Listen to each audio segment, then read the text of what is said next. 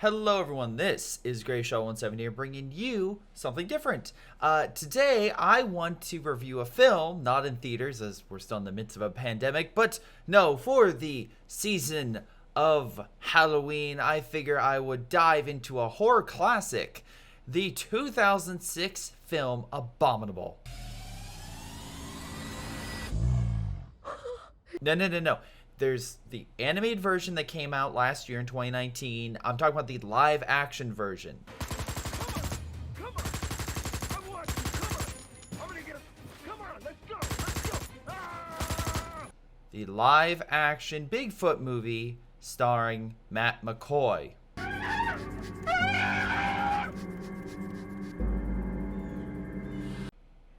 Just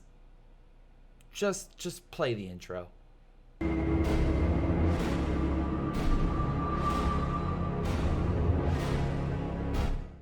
Abominable is a low-budget creature feature directed and written by Ryan Schifrin. The idea behind the movie is a combination between Rear Window and a Sasquatch, aka the idea of a character being stuck in a single location while a killer is going around them, taking out everyone they know, while they are trying to, in turn, report or figure out a way to get other people to believe them and get help. Now, the movie's supposed to harken back to classic 80s movies in terms of production, tone, atmosphere, even the monster in a lot of aspects.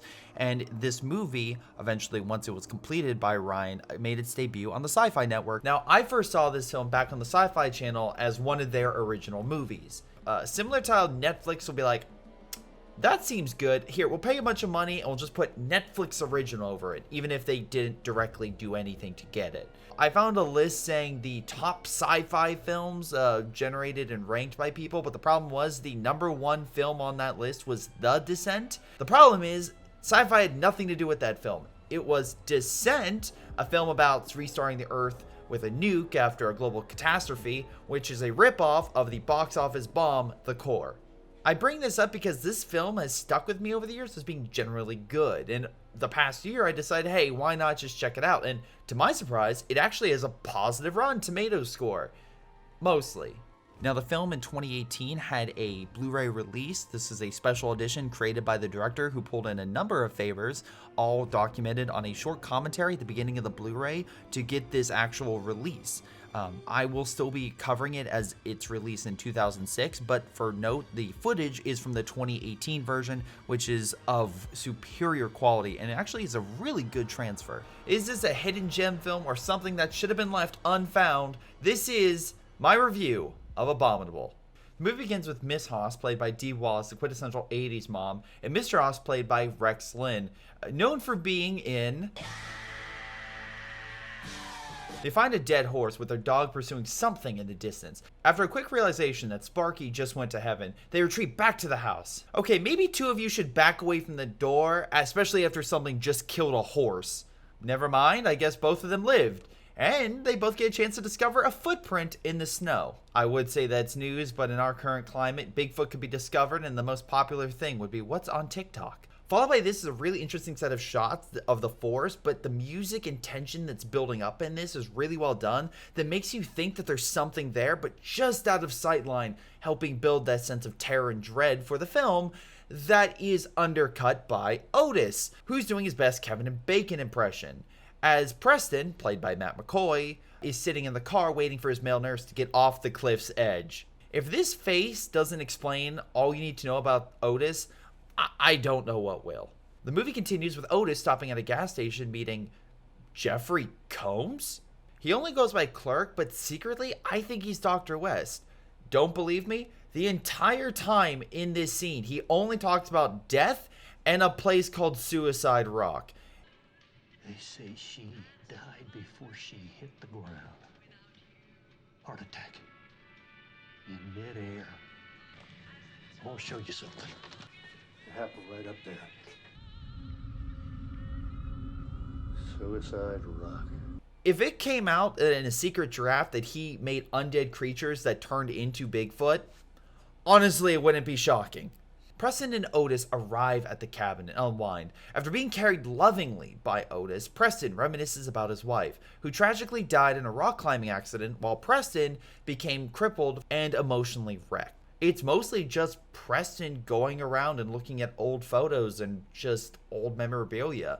It's really well done, and I do like a lot of these shots. And again, the presence of dust and other things give it age, showing that this is the first time he's been here in a long time.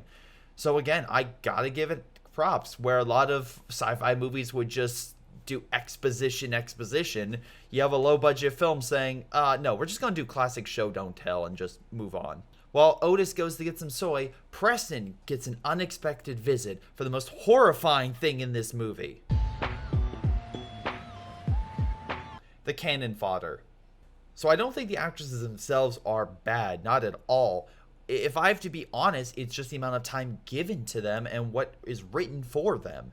Each character before has a little bit of time or dialogue about them that kind of gives them more personality to the film, such as the clerk or Otis or Preston. But in this instance, we're talking about 5 people being introduced at one time, all talking at the same time, while you're just trying to figure out who any of them are. I had to rewatch this movie multiple times, and before I went to IMDb to actually look up each of their names, I can only recount 2. And one is not for a good reason. Karen, check this out. That's right, everyone. We have a Karen in the movie. And honestly, Preston's face right now is my face when they show up, and I'm just trying to figure out what is supposed to be happening. What's wrong Yes, with I'm wearing white. All right, guys, come on. Yes, she's wearing white. All right, You're you always know, wearing you weren't black. with us in elementary. You know what? Okay, fine. All right, school. fine. You know, right? Usually you saw just the junior high. Bobby numbers. Thomas behind the locker. Oh my god. I have no idea what they're talking about. I think there's a wedding, but honestly, it's never brought up in this movie in a meaningful way. Can we please cut to something else more impactful? Looks like I'm not the only one pissed off right now. The girl's also pissed off Bigfoot. He's taking out telephone wires, angered a pack of wild corgis, and now has his sights on Karen. Did she complain to Bigfoot's manager? If so, she better watch out. I miss you so much. So there goes Karen, but now I don't know the rest of their names, so I'm out of luck. While all this is going on, Preston is helplessly watching from his cabin as Bigfoot continues to wreak havoc around him, but he still has plenty of time to get in a trailer shot. If you haven't caught on yet, a lot of the shots in this movie for cinematography are headshots or very close shots on people's faces. It's great because it helps build in the sense of claustrophobic isolation while also helping with the smaller budget to cover up locations you couldn't normally see. Again, a win-win in my book. Look, even Bigfoot gets one.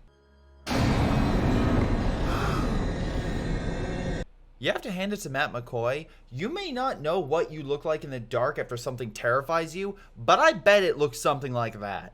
I also like how he reacts to the situation by not overreacting. He calms himself down, turns off the lights, locks the doors, and immediately goes and tries to find a method of communication to call for help. It also leads to one of my favorite scenes in the movie.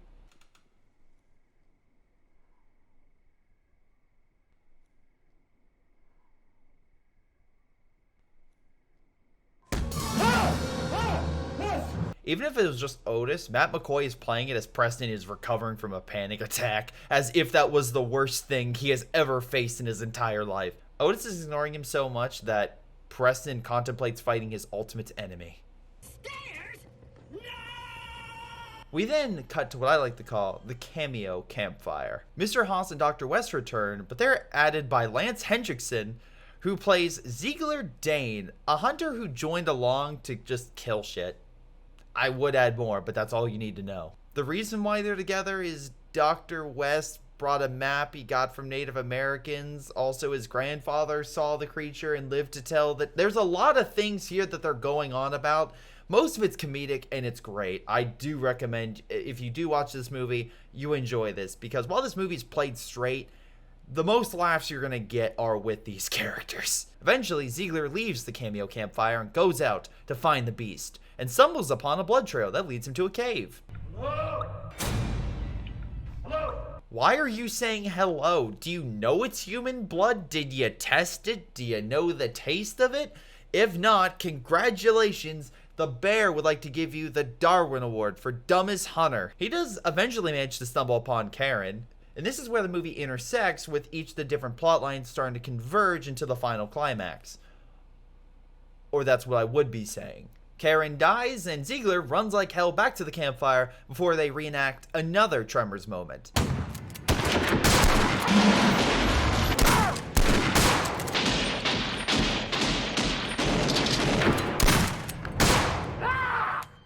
I know everyone's eyes immediately locked on the guns, but I can't take my eyes off Jeffrey Combs. He's just a comedic marvel in this movie. Separation. Oh, big hits. Thanks, Lance. I almost forgot. Otis's last name is Wilhelm. No, I'm not making that up. His last name is Wilhelm. Well, now it comes down to Dr. West. My guess, he's going to use that oxygen tank with that lighter to make Bigfoot explode, reanimate the corpse with his formula, and then with that, cause an undead Bigfoot to arise and be the climax villain of the movie, while Dr. West tries his best to contain the situation and protect his research. You in? Look, I'm gonna leave now. Trying to surrender, huh? Not what I would have thought you would have went with, but hey, let's see how Bigfoot responds. Eating face, about what I expected. With the cameos dead, it's time to return to Preston, trying to get the girl's attention by texting Karen's phone. Again, a nice little scene showing Preston's smarts. I don't know why it's ringing like it's a phone call. Anyway, Preston successfully contacts the girls, but they think he's crazy and head back inside.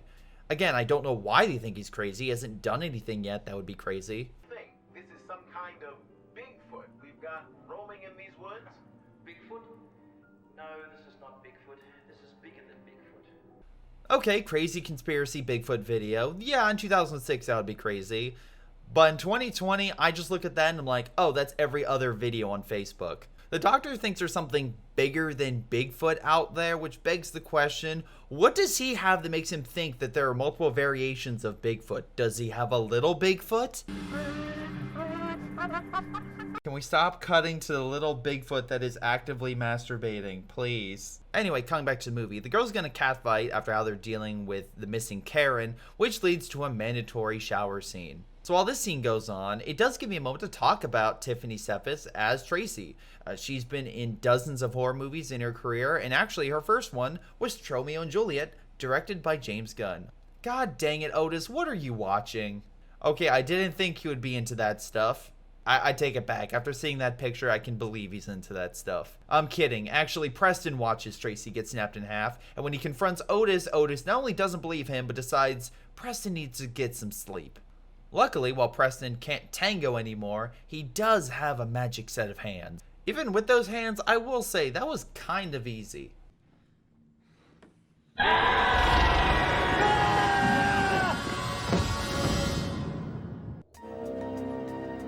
Alright, it's not over yet, but Bigfoot does leave them unconscious on the floor.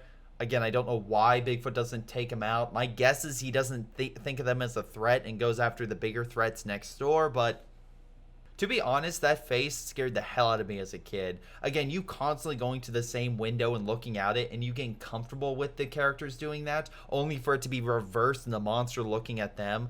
A nice little twist. I enjoyed that. By the way, we're almost an hour into this movie, and guess what? It's time to bring in more characters. What's this? What'd you find, D.B. Cooper?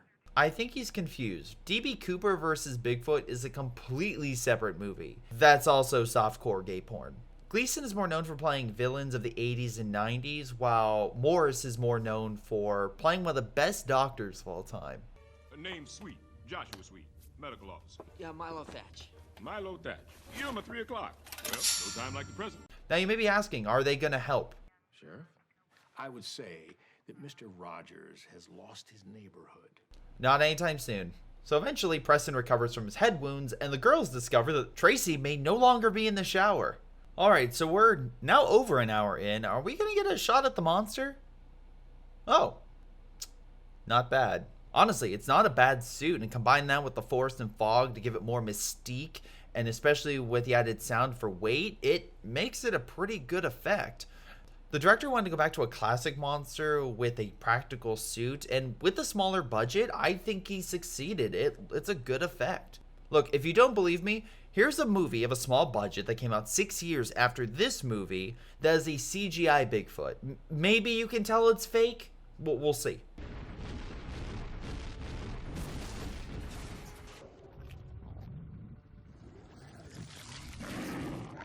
You know, audience, my mistake. It does look better. And to be fair, that Bigfoot is starring in a leading role in the upcoming Halo Infinite. Get out of there! So honestly, we haven't had any development with these girls, so honestly, any of them could live and be the final girl. But that's really just going to come down to who can outsmart the rest, or whoever can end up on the poster. Alright, that was a terrible performance. Maybe the other girl can last longer. Why would you alert the monster to where you are? Yes, screaming in its face is really going to paralyze it with fear. Can someone slap some sense into her? I was fucking kidding. She does manage to pepper spray the beast before being squashed, allowing time for her friend and the final girl to be chosen as the creature retreats. Just let it all out. All your friends are dead because you didn't listen to anything I had to say. Just let it all out. Now that Amanda, aka Haley Joel, is in the picture, McCoy does have someone to bounce off of that isn't an asshole and actually have an interesting conversation. And the conversation he has with Amanda is by far one of the most interesting conversations in the movie and is the one that inserts the most genuine heart. And I'm not joking. This is probably my favorite scene in the movie about Preston talking to Amanda about life and death and about living through traumatic events. Honestly, McCoy is giving it his all, and this is probably the scene that actually has stuck with me most from this movie and the reason why I remember it so much.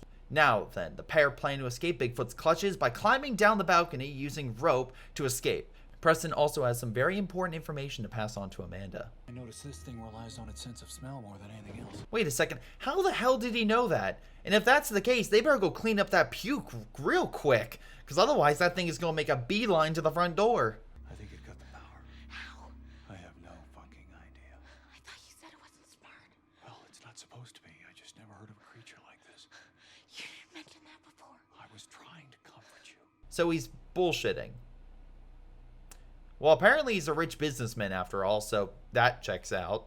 So the monster breaks down the front door after smelling Amanda's puke, and the pair make their escape off the balcony. Really quick, the actor who plays Bigfoot a majority of this movie, other than the actors in brief cameos as they either kill themselves or kill each other, is Michael Deke, and he's 6'8". Combine that with the suit being almost 8 feet tall, coming through the door, this thing looks intimidating as hell. Bigfoot does manage to get over to the rope and starts pulling Amanda up before she can detach, leaving Preston helplessly watching from below. I just want the audience know that this scene looks like the Bigfoot's crushing on Amanda, but that is simply not the case. You don't have to worry about them getting down and dirty. Denver Riggleman would have let us know if that was the case. Hey! Ass monkey! Eat this!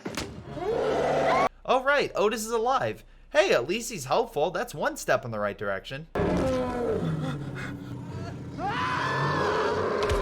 And about 1,000 steps in the other direction, straight to hell. But hey, he had the most memorable and gory death of the movie. So you may be wondering why I haven't brought up Otis as actor in this entire movie. And that's because, well, the best way to describe him is actually with this scene. Ladies and gentlemen, I present to you the Academy Award-winning Christian Tinsley. No, it's not for acting. It's actually, he got it for technical achievement in 2008. And him and his production company have worked on projects such as The Passion of the Christ, Fury, Letters from Iwo Jima, American Gods, American Horror Story, and even Westworld. This guy is a huge part of the special effects industry, and most likely the director called him in as a favor to help out in this smaller Bigfoot movie. He may not be the best actor, but what he helped pull off with the effects, as well as what he did to his hair, is pretty noteworthy. Again, sometimes you just have no idea what you're going to get when researching big blockbusters, or in this case, small indie films. Anyway, how's Preston and Amanda doing? Right, punch it! Punch it! No! Alright, they almost escaped, and then Bigfoot let them go before they immediately crashed. Just one horror film. I would like to see a really good driver. Just once. Bigfoot ignores Preston again and goes after Amanda. I'm gonna make the assumption that Preston just not a threat, but we're about to see that that was a really bad move. Someone stupid get my way! I will give credit, that's a pretty unique death. And again, if you would have said, oh, the Bigfoot died by axe, like, oh, it was just hit. But like, nope. being slowly impaled from behind from a car on a tree. So Amanda, recovering from her wounds, drags Preston down the road, although at this point I think they're both pretty equally banged up, where Officer McBride came in to double check on Preston from his earlier email. While they might be safe, there is one small problem. In case you're thinking, oh, they're going to do the same horror thing where the monster they thought was dead, but in actuality, it turns out he's actually still alive. Well... You mess with one of us, you mess with all of us! So that was Abominable, and for a smaller indie film, I think it did its job. Now, doing its job doesn't mean great. You can tell in some aspects it is a smaller budget movie. Some of the secondary plot lines don't intersect as well with the main plot line as I want. Some of the secondary characters don't get the time to really stand out. And overall, it is taking a lot of aspects from previous films. But Matt McCoy delivers a great performance. The effects, for the most part, are top-notch, especially for the budget. I really enjoy the creature design and the tone, and for the most part, the pacing, even if it's slower, that some people may not appreciate or enjoy because they want more explosive/ridiculous action these movies have a tendency to have. Lastly, the score, which I can't play too much of because of YouTube, but it was done by Lalo Schifrin, and I think really works well in the movie for the tone and atmosphere they really want. But outside of the movie, I don't think it is something I'm going to listen to all that much. But it did its job and made a really good secondary layer while you're watching a pretty good film. That said, the person who made it is Lalo Schifrin, aka the father of Ryan Schifrin. So in all honesty, again, I have to point, Ryan probably put a ton of hard work into this and called out all the stops. And to that I say I think he did a good job. Not everyone's going to make a campy B movie that is going to be remembered for all time, but at the very least for me, I'll remember this movie for being an entertaining watch that scared me as a kid, had some really good laughs, and had a really memorable performance by Matt McCoy. And to that, I think that's what you want from this type of film. So in that point, I think Ryan Schifrin succeeded. I hope you all enjoyed this review. It's something very different from what I'm used to, but hey, I wanted to try something different. I love movies and I want to talk about them, so I feel this format is a good way for me to do so. If you do like it, make sure you hit the like button, subscribe, and as well, leave a comment down below if you think there's a movie that is kind of underrated or thinks that I should maybe see and give a little shout out to. But otherwise, it's been Greyshot17, and I'll see all of you. Ah!